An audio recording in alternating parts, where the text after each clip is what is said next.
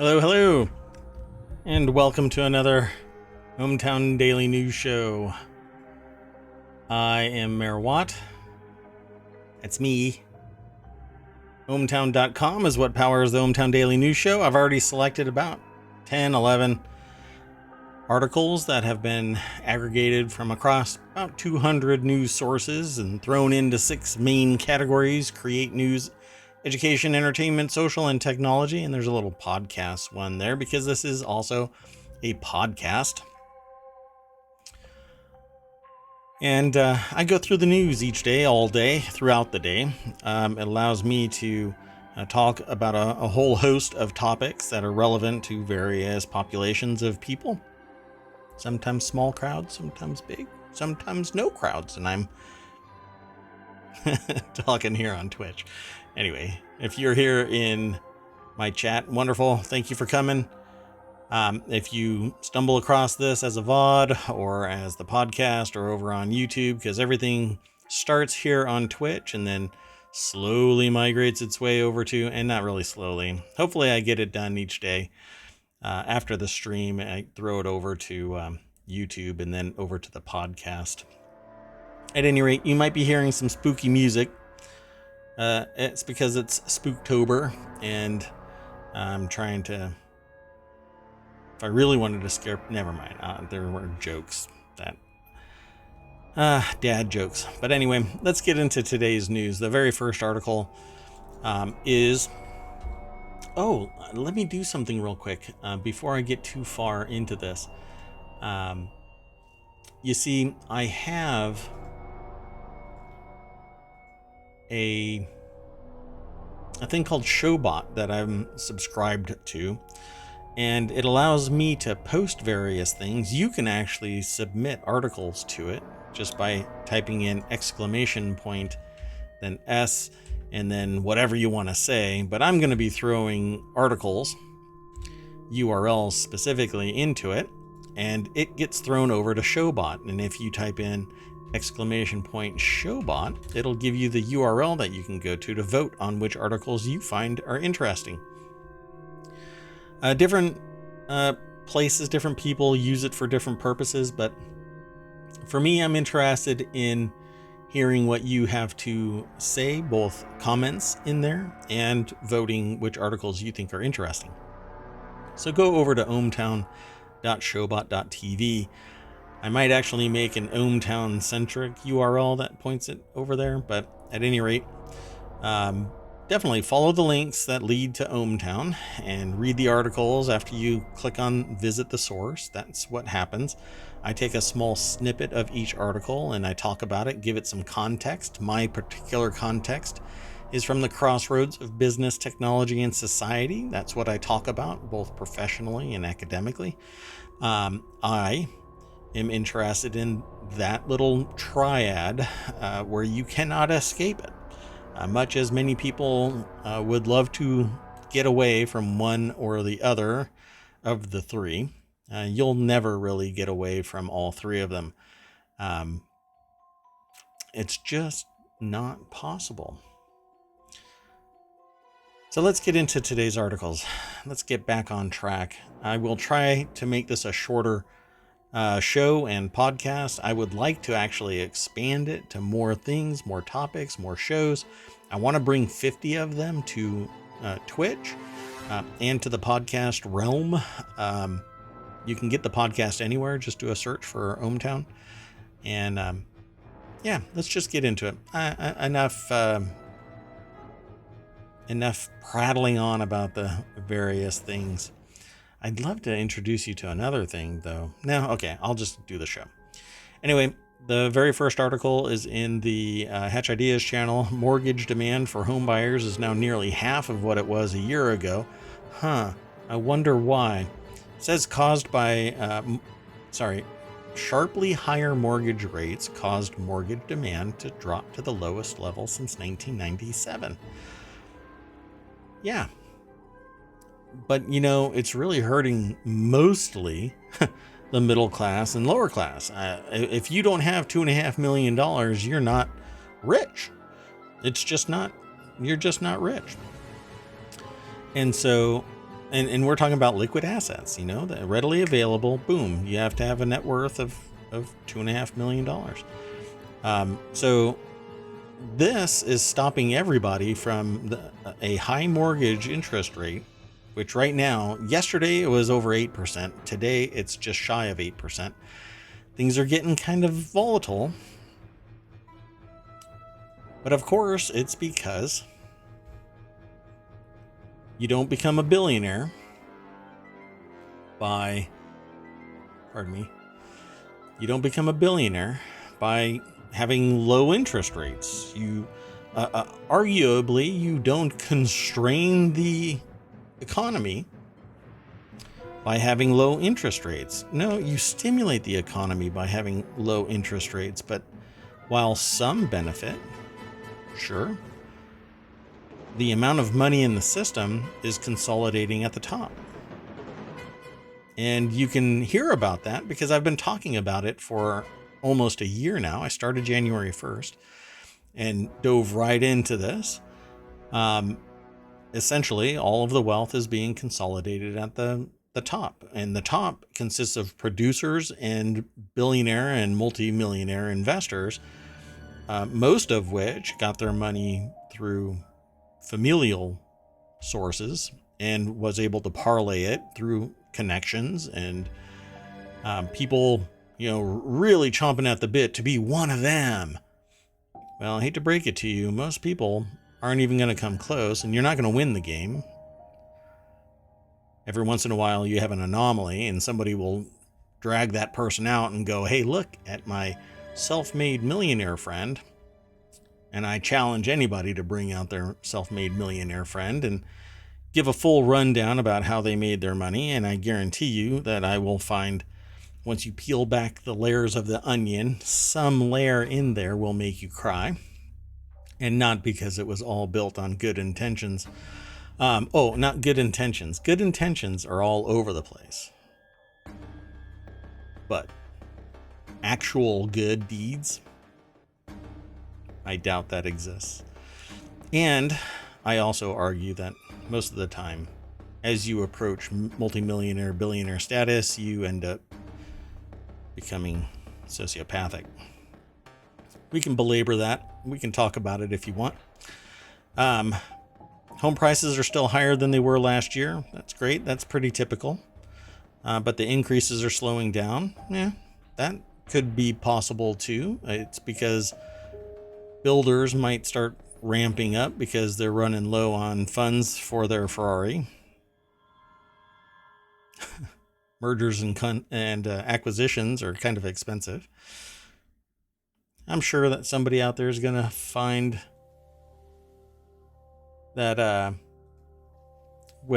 no, that's not how it is. And I know a person, but come on, talk to me. That's why I'm here. I want to have actual dialogue about this stuff. And the people that I talk to and the people that talk to me are usually nodding right along. And those that are not nodding right along aren't saying anything. So I'd really like to have a conversation to see where maybe I have it wrong. I'd love to talk about it though. But in the meantime, I'm going to move on to the next article. And that is GM's plan to build 400,000 EVs in North America has been delayed by up to 6 months. It's probably going to be longer than that because it hasn't been able to make batteries fast enough. GM has delayed a plan to build 400,000 EVs in North America, CEO Mary Barra said Tuesday. The launch of the battery production had been slower than expected. The delay pushes GM's plan back around 6 months, per Reuters. Yeah, we are going to move towards recession, and that's going to get pushed further and further. The General Motors company has pushed back the plan because it wasn't able to ramp up battery production as quickly as the company expected. And it says all of our 2023 launches are progressing well.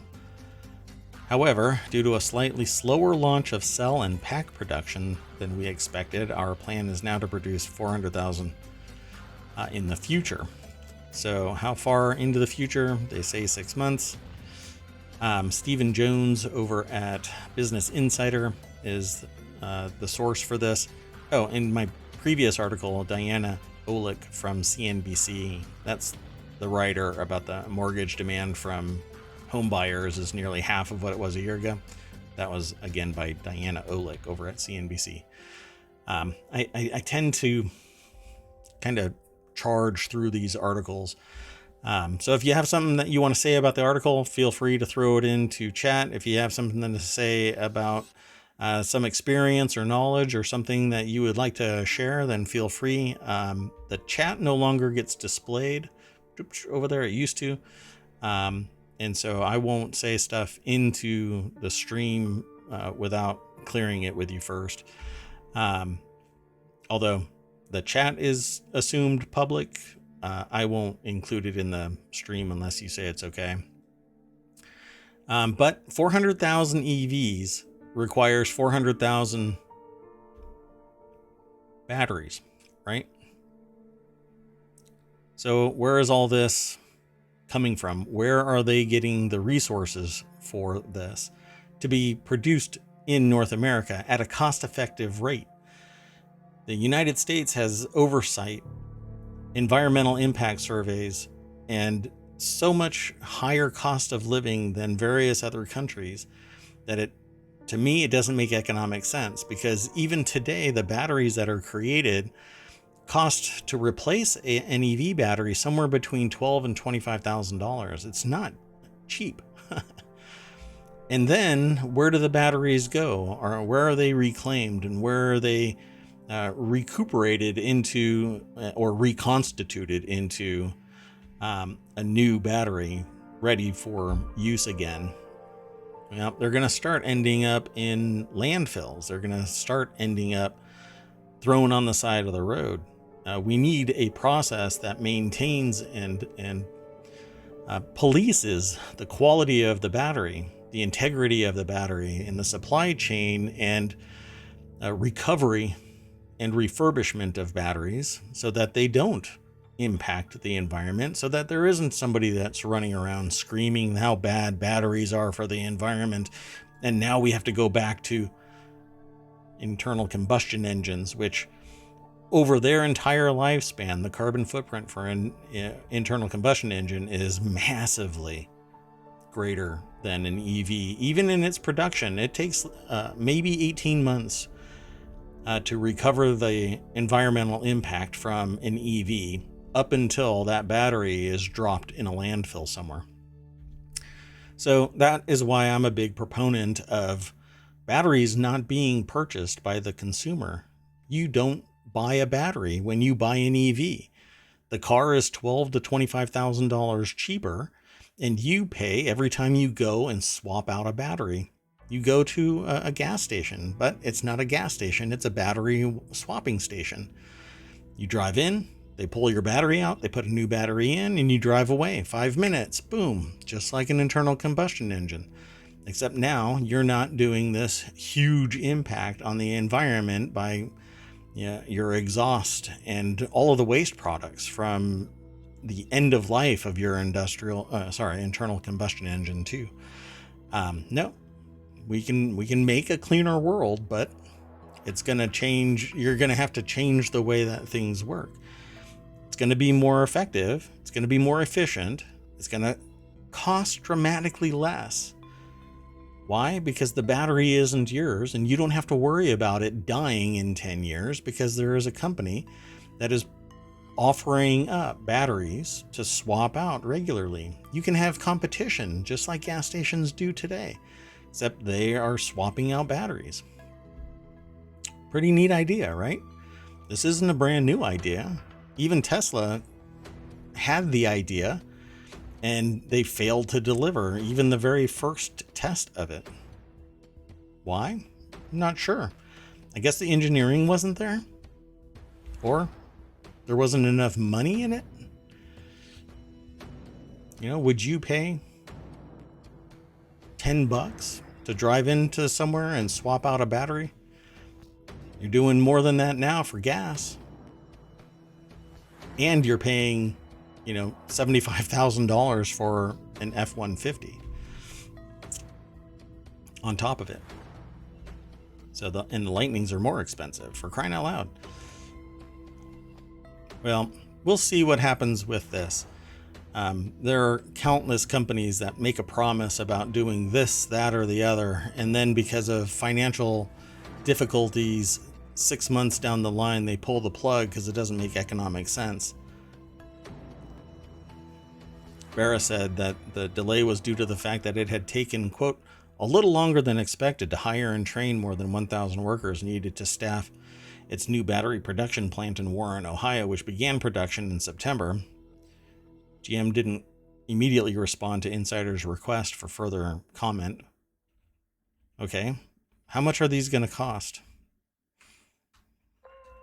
And this is something that I was talking about. During the earnings call, Barra said the company is working to secure its future supply chain through strategic supply agreements and direct investment. Hello, Toll. Including an agreement with Queensland Pacific Metals in Australia, announced in October to secure nickel and cobalt, both important elements in battery production. Welcome to the show. Pardon me 1 second while I take care of something. But this is just battery production. The rest of it is going to be just as slow to deliver. Are the wages going to be suppressed? Feel free to lurk, Toll. And thanks for coming. And so are the wages going to be suppressed? I already talked about articles where the moment that business school graduates get a hold of a business, it suppresses the wages. It doesn't increase the profitability or efficiency or effectiveness of the business. And really the only thing that happens is that the wages of the employees are suppressed. So you increase the margin because the cost of operations declines because wages are suppressed. But you're not any better. In fact, you're probably pissing off all of your employees because wages don't increase. And every year I look, the wages are 3% lower than the previous year because nobody's getting a cost of living increase. And I looked at various years from 1975 until 2021, 2022. 2022 wages are 3% less than 2021, which was 3% less than 2020. It basically is a fiscal centipede of negative value. You become, as an employee, more efficient, but you're not getting any of that benefit. So let's move on. Where are people making money? Big law firm passes on representing Kanye West after the rapper refuses to back away from anti-Semitic remarks. No, he leaned into it.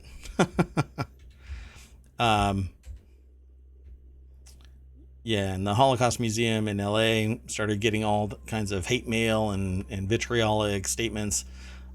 Pretty fascinating that that this is taking place. I don't quite understand it. Maybe somebody can explain it to me. You are out there. I know people are downloading the podcast. I know that people are watching the VOD. I know that people are watching it over on YouTube. Very sporadically. Discovery on YouTube is, well, I don't know what it is. I don't know what you have to do to be seen over on YouTube, but I'm not a dumpster fire, so I'm not quite sure if I'll be viewed over there. But at any rate, none of this makes any sense. You know, why would Kanye West say these things and go down this route when it's provable, everything that has transpired in history, and it's not really it's not open to interpretation. Well, he's basically losing a whole lot of money, and I hope that people don't, although the adage about memory like a goldfish doesn't actually hold any scientific value, I hope people don't have a memory like a goldfish and that they remember these things. But we have this strange knack in society to just set aside things like this for well, anybody in sports, anybody in music, anybody that's really attractive, anybody that we are fans of. Forgetting that fans means fanatic, and fanatics actually has a historical context to it as well. We need more reasoned responses. And when somebody does something like this and leans into it, I think everybody in society should just step away and go, maybe this is not who we want to idolize.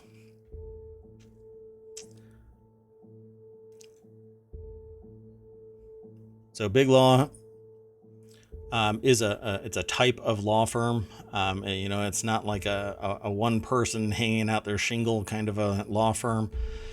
Well, it was a few days ago that reports flew around that Big Law, that Brown Rudnick was representing rap star Kanye West, and not just another partner was reported to helm the representation, but Camille Vasquez, the partner who crossed over from legal powerhouse to pop culture phenom for her successful representation of Johnny Depp and in his defamation case against Amber Heard. West certainly needs the legal help since he's been on a whirlwind tour of problematic behavior. He launched anti-Semitic attacks on social media that got him booted from Twitter. He spread vicious, unfounded rumors that it wasn't former police officer Derek Chauvin that caused George Floyd's death, but rather fentanyl. And as a result is facing a $250 million lawsuit. And he wore a White Lives Matter shirt to his Yeezy fashion show, and he's lost deals with Balenciaga and Adidas. It's Adidas. I've heard this all my life, depending on which circle you're in. Some people say it's Adidas, but it's Adidas as a result. So, and now TMZ is talking about him, and no press is bad press. So I guess some press is good press. Catherine Rubino over at AboveTheLaw.com is the article writer for this, and that's pretty much all I have to say. This just reinforces that ideology that I have that I'm trying to found it in science, but I would have to do a more longitudinal study of society and identify various things to substantiate my claim that as you approach being financially independent, moving towards millionaire, moving towards billionaire, you end up being a sociopath. Now, and I'm not talking about, a millionaire here, a millionaire there, 2 million, 5 million. No. I'm talking about the type of individual who has so much wealth that to skirt taxes, they can spin up their own medical insurance organization to stash money in as premiums for individual family members to tap whenever they want to, or the type of individual who can donate an entire multi-billion-dollar corporation to an organization skirting taxes, yet they are the ones that are in charge. The family is the one that's in charge of the organization that is managing that multi-billion-dollar company. That's the type of wealth that leads to sociopathy. So, Brown Rudnick stepping away from Kanye West. The next article kind of steps us back down to reality, right? Things are getting expensive. Cost of living is still going up. Let's get us a communication device that might be more reasonably priced. $228 OnePlus Nord N300 packs good looks and 33-watt charging. OnePlus is showing off a new low-end smartphone, the OnePlus Nord N300 5G. 228 phone that you can get from T-Mobile starting November 3rd. Highlights include a surprisingly handsome design for the price point, because apparently looks are expensive. You can't have a good-looking, inexpensive phone for some reason.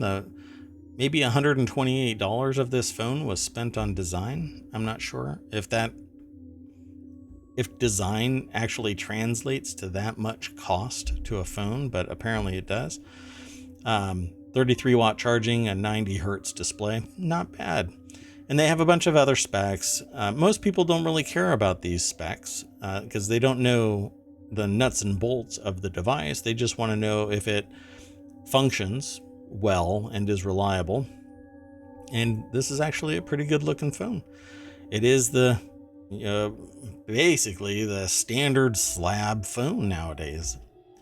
If it wasn't for the OnePlus being slapped on the device, you'd probably never know that it was an Apple device, or not. Ron Amadeo over at Ars Technica is the author of this.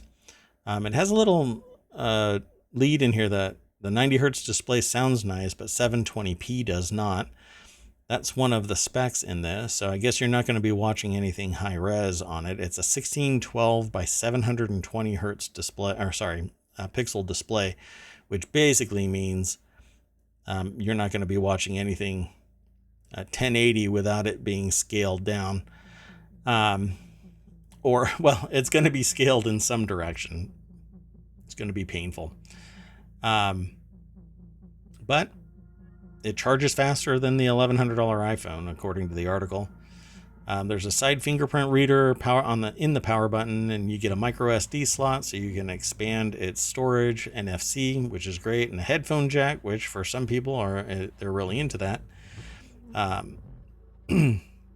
Not bad. You get a 48 megapixel main camera and a 2 megapixel depth camera, apparently, and a front camera that's 8 megapixels. So you can take all kinds of really heavy data, big pictures in one direction, but only 8 megapixels in the other. What's great about having a 48 megapixel main camera is that you can take a picture and you can zoom in and take multiple shots out of that one big picture because there's so much data there. But we've gone way past the race of more megapixels means anything. I don't know if you can hear my spooky music or not, so I turned it up a little bit. Anyway, apparently in other places in the world, this is called the Oppo A77 5G. What do you think? I'll take the Oppo versus the OnePlus Nord N300. Is that the full name of it? No. N300 5G, just to put icing on the cake there. The next article is in the Word in Tech, and for $1,570, you too can get a Naruto smartwatch from Montblanc. Oops, let me do this right in chat here. There you go. Again, you can follow the links in chat. They'll allow you to go, if you hit !showbot, you can go over to ohmTown.showbot.tv and vote on the articles you find interesting. I think there's like 5 there right now. At any rate, for the 20th anniversary of Naruto anime and manga, luxury brand Montblanc is releasing a limited edition version of the Summit 3 Wear OS 3 smartwatch, featuring the titular character, which I hear often now. I don't know what happened, but you ever like say, hey, I want to go buy a Toyota, a Porsche 911. I want to go buy a Porsche 911. I know everybody is chomping at the bit to go buy a Porsche 911. But anyway, you've never even noticed a Porsche 911, but suddenly you want a Porsche 911 and you start finding them everywhere. And there's a term that it's called where it pulls into the forefront of your mind, and you start being very cognizant of where Porsche 911s are. And you go, God, why do I suddenly see them all the time? That's what I hear when I see titular now. I keep seeing it all over the place, and I'm not sure what's going on. Anyway, this titular character watch costs $1,570. The Montblanc X Naruto Summit 3. Let's take a look at it. It's over at The Verge. It doesn't seem overly flashy. It's actually pretty sedate. Not quite black metal. Has some orange and Naruto anime character in the center where a calendar might be. And it says Naruto right in the center of it. Pretty neat if you are into Naruto. I do know somebody that's into Naruto, so I'm going to be sending this article over to him. And yeah, he could probably swing the bat hard enough to buy it. So $1,570 for him probably isn't much. Interesting though, I would never in a million years purchase it. It features exciting Naruto animations on the watch face and comes in Naruto inspired packaging, and the watch also has an engraved kunai, Naruto's weapon of choice, as well as a leather strap embossed with a Konohagara Kure symbol.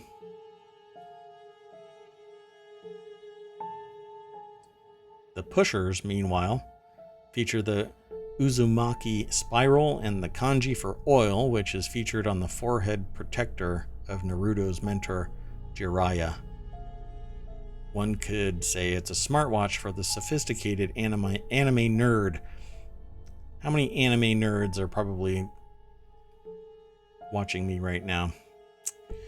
I don't know. For connectivity, it's got Bluetooth 5, Wi-Fi, and NFC for contactless payments. Really? That can't be right. As far as specs go, the Naruto Summit 3 isn't different from a regular one, which only costs $1,290. Both have the Qualcomm Snapdragon Wear 4100 Plus chip. Really? This is an actual smartwatch. I mean, it's an actual smartwatch. It's not just a watch, but it has smartwatch mechanics inside it. Interesting. I mean, I read it, but I don't believe it.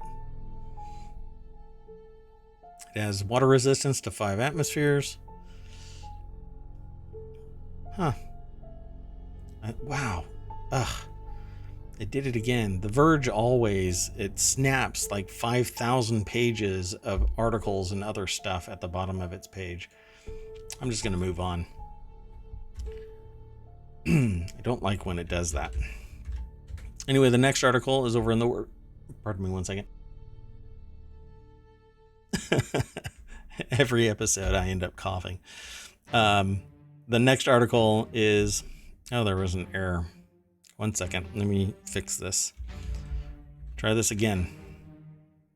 A British hacker charged for allegedly running the Real Deal dark web market. A British hacker who brought the entire nation of Liberia offline more than 7 years ago was arraigned before a U.S. federal court today, facing new charges of access device fraud and money laundering conspiracy. The hacker, Daniel K. K-A-Y-E,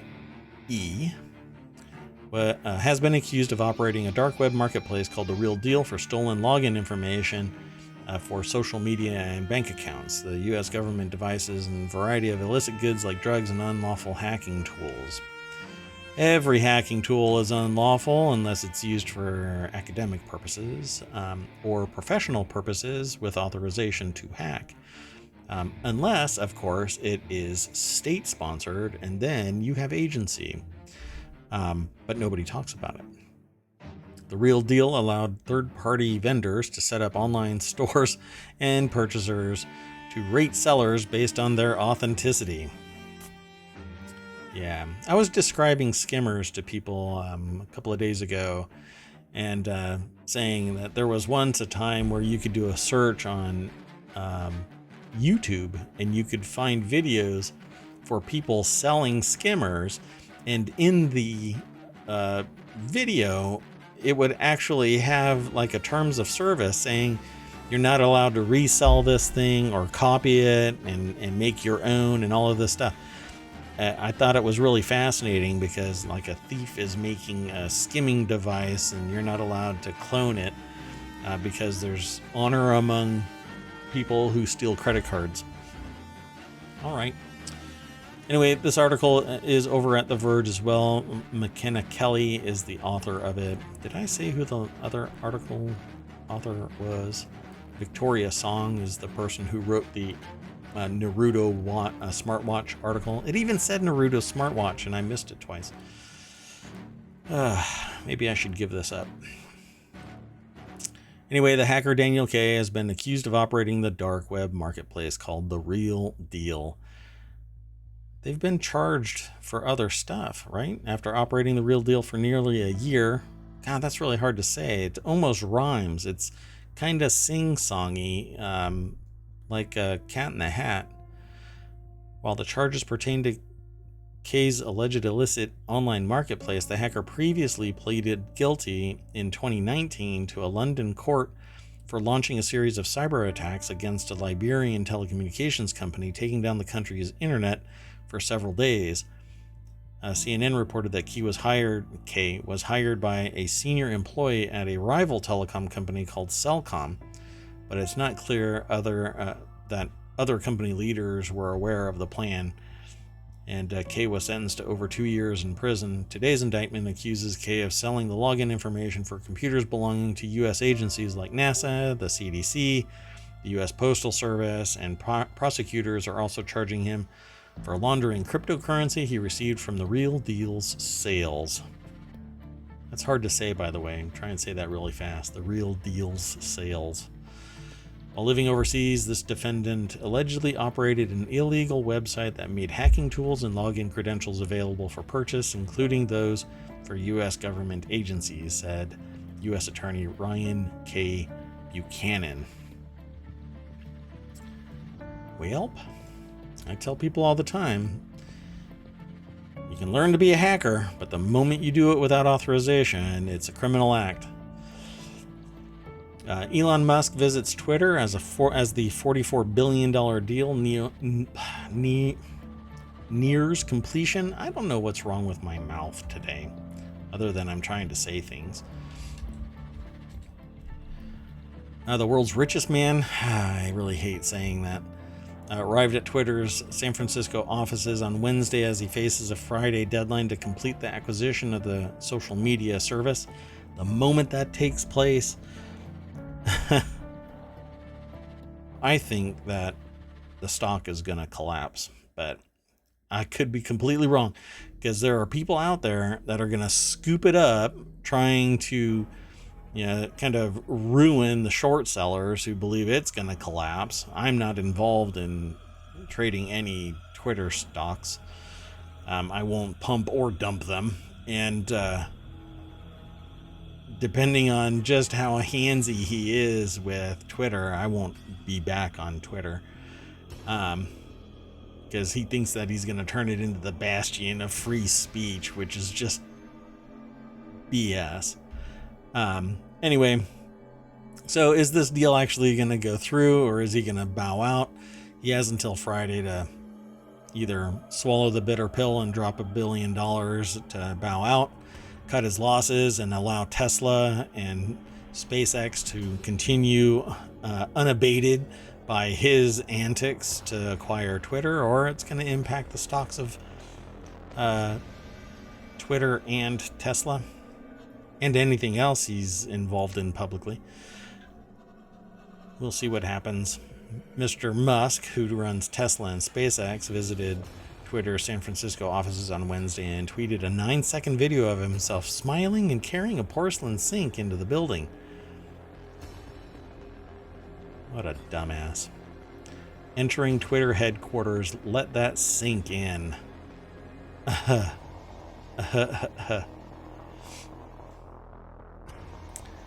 Okay, so the last article, nope.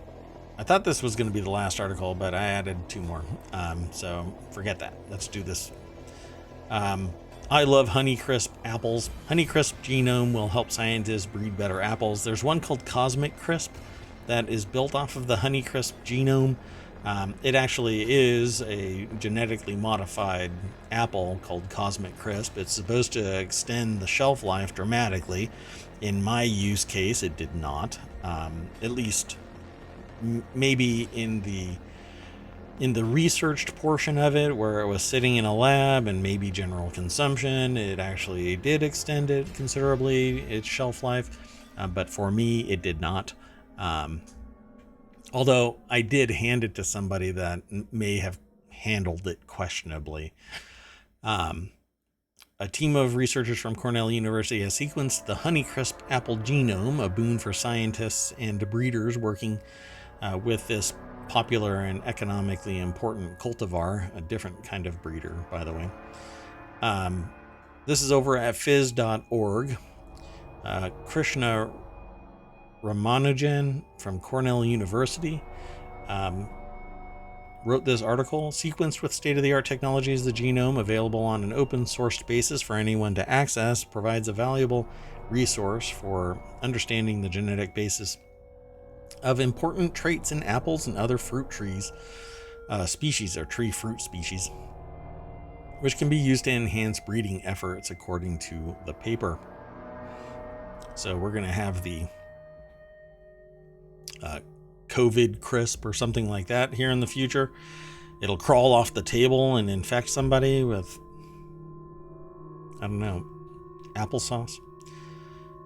Anyway, the U.S. apple industry is worth $23 billion annually. That seems low.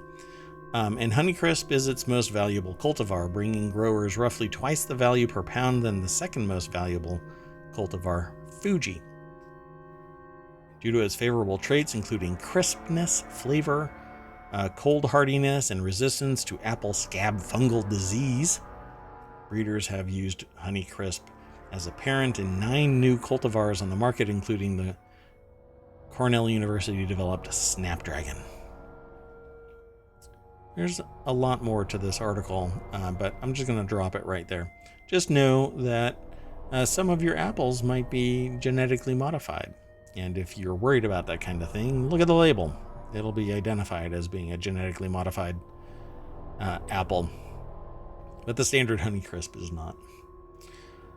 Let's move on to the next article. Apple says USB charging will be coming to iPhones. Yes, the EU basically stomped its feet and said, you will make... Oh, you know what? I didn't throw something else in there. I didn't throw that last article in there into chat. Sorry about that.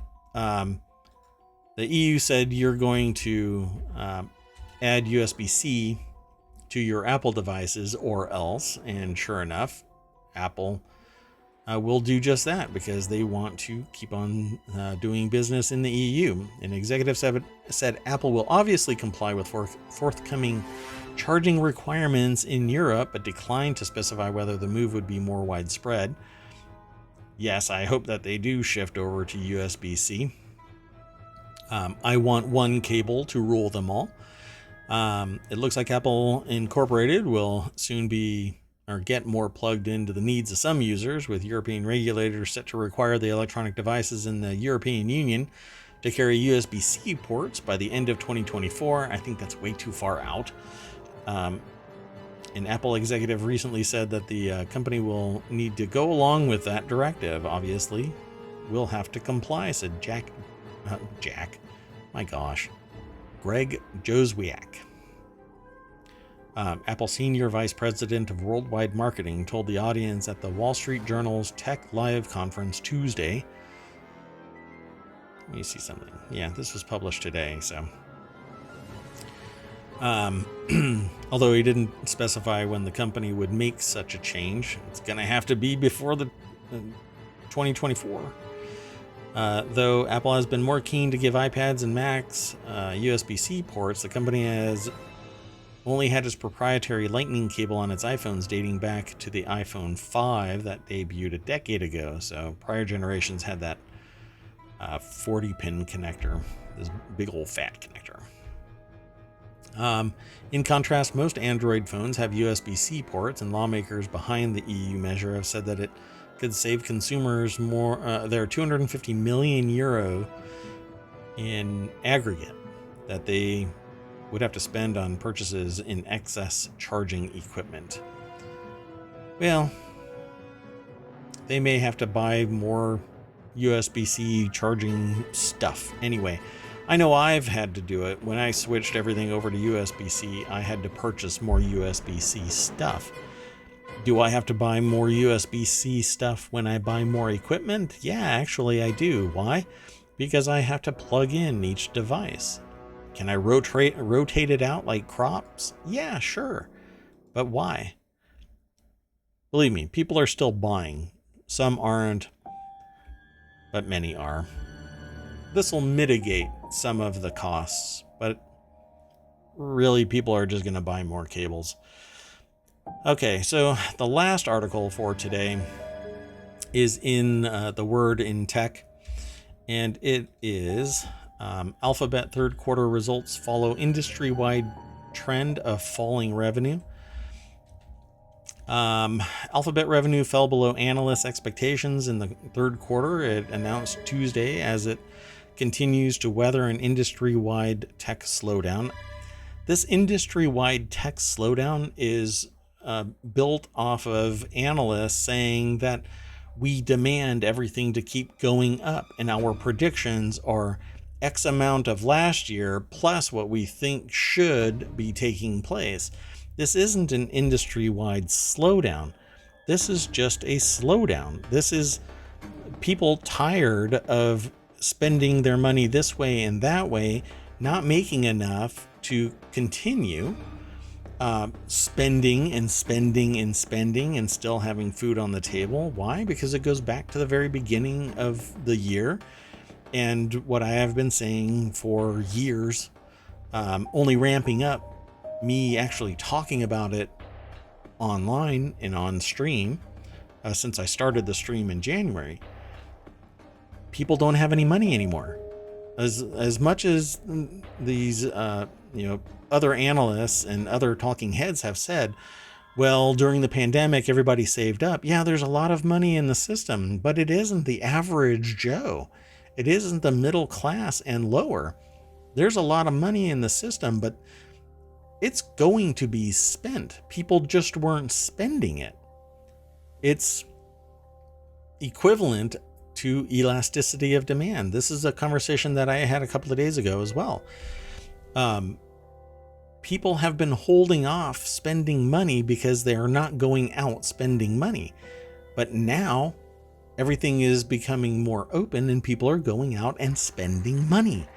So all of that money that's supposedly sitting in a bank, it's not accruing interest because banks stopped giving real interest on the deposits, 35, 40 years ago, back in the late 70s, when you could get a 3% savings or checking account. Now you're not getting anything. They're taking money out of your checking account if you have low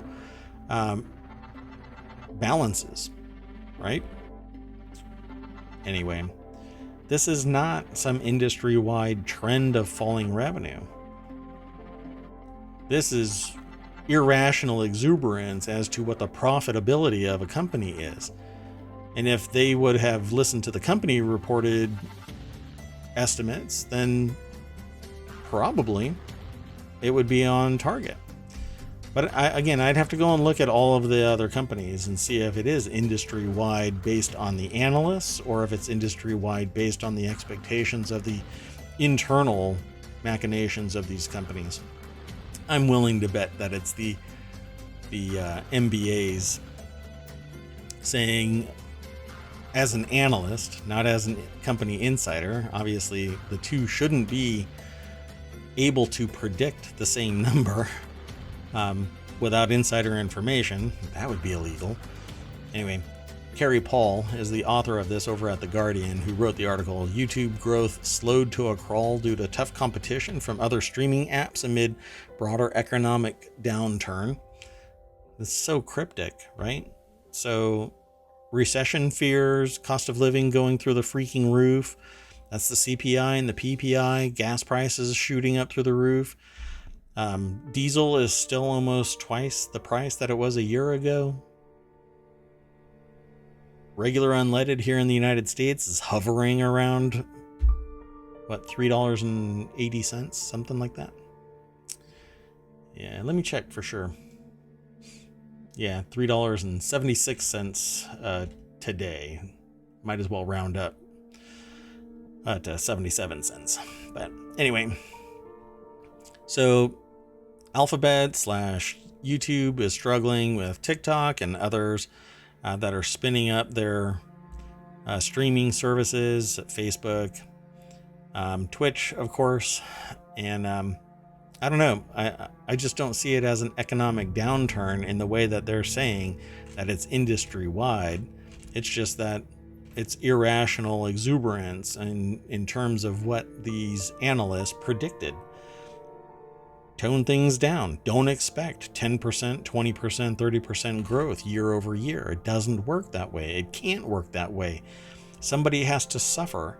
Usually it's the employee's wages being suppressed because some MBA says, hey, I can make more money for the company, but the only thing that takes place is employee wages are suppressed, the margin is increased for operations, and the profits go to the C-suite and to stockholders, but not stakeholders.